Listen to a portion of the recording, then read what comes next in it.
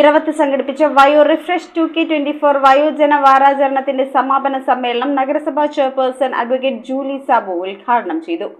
വളരുന്ന കേരളം വളർത്തിയവർക്ക് ആദരം എന്ന സന്ദേശവുമായി നടത്തിയ പരിപാടിയിൽ 65-നുമേൽ പ്രായമുള്ള 700ഓളം വയോജനങ്ങൾ പങ്കെടുത്തു.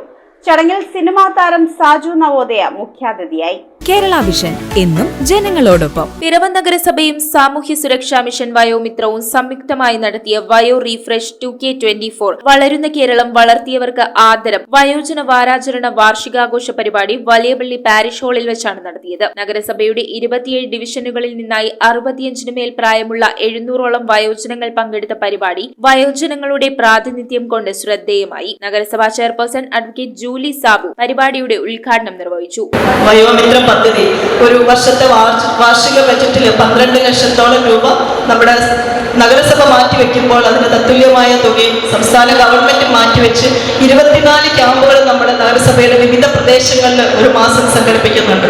ഡോക്ടറും നഴ്സും ഫാർമസിസ്റ്റും അതുപോലെ തന്നെ JPH-നൊക്കെ അടങ്ങുന്ന ഒരു കൂട്ടായ്മയാണ് നിങ്ങൾക്ക് സേവനം തരുന്നത്. വൈസ് ചെയർമാൻ KP സലീം അധ്യക്ഷനായി.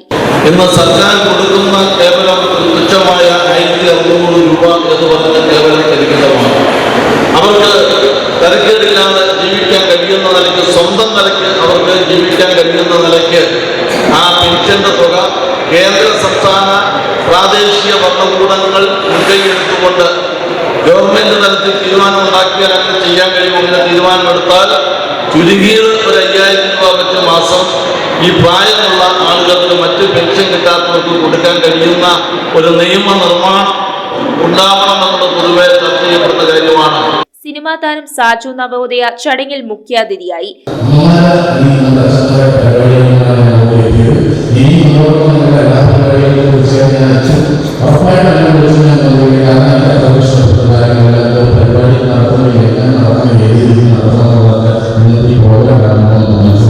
സംസ്ഥാന സർക്കാരിന്റെ വയോസേവന അവാർഡും ലോക ഏഷ്യൻ മാസ്റ്റേഴ്സ് ചാമ്പ്യൻഷിപ്പിൽ തുടർച്ചയായി വ്യക്തിഗത നേട്ടങ്ങൾ കൈവരിച്ച മുൻ MLA MJ ജേക്കബിനെ ചടങ്ങിൽ ആദരിച്ചു. ഇന്ത്യയിലെ ശരാശരി ആയുസിനേക്കാളും നമ്മുടെ കേരളത്തിലെ ആളുകൾക്ക് 10 വയസ്സ് കണക്ക് 10 വയസ്സ് ഇന്ത്യയിലെ മറ്റ് ഇതര സംസ്ഥാനങ്ങളിലെ ആളുകളെക്കാളും കേരളത്തിലെ ആളുകൾക്ക് കൂടുതലുണ്ടാകുന്നതാണ്. അതിൻ്റെ കാരണം നമ്മുടെ സമൂഹത്തിലുള്ള മാറ്റമാണ്.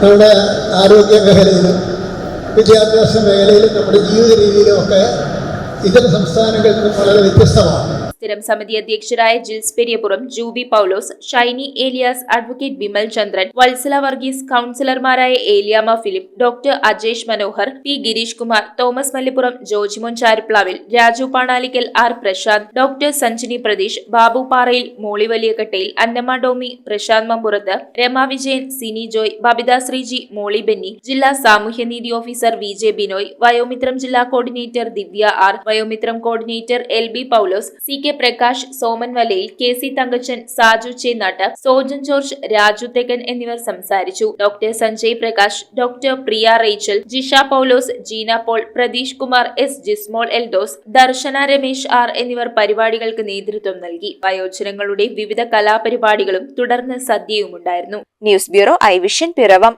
IT രംഗത്ത് തൊഴിലുറപ്പാക്കാം കേരള വിഷൻ ഇൻസ്റ്റിറ്റ്യൂട്ട് ഓഫ് ടെക്നോളജിയിലൂടെ. IT മേഖലയിൽ ഏറ്റവും കൂടുതൽ തൊഴിൽ സാധ്യതയുള്ള 3 മാസത്തെ CCNA നെറ്റ്വർക്കിംഗ് കോഴ്സിലൂടെ നിങ്ങൾക്കും മികച്ച ജോലി കണ്ടെത്താം. നിങ്ങളുടെ കരിയർ മികച്ചതാക്കാം. ISP സാങ്കേതിക പരിശീലനവും മികച്ച സാങ്കേതിക വിദഗ്ധരുടെ സേവനവും ആധുനിക സൗകര്യങ്ങളോട് കൂടിയ ലാബുകളും ഹോസ്റ്റൽ സൗകര്യങ്ങളും കഴിവുറ്റ വിദ്യാർത്ഥികൾക്ക് നൽകുന്ന 100% placement Kerala Vision Institute of ടെക്നോളജിയെ വേറിട്ടതാക്കുന്നു. രാവിലെയോ വൈകിട്ടോ ഉള്ള ക്ലാസ് തിരഞ്ഞെടുത്ത് ഉടൻ തന്നെ നിങ്ങളുടെ സീറ്റ് ഉറപ്പാക്കൂ. Kerala Vision Institute of Technology, near railway station, Puthukkad.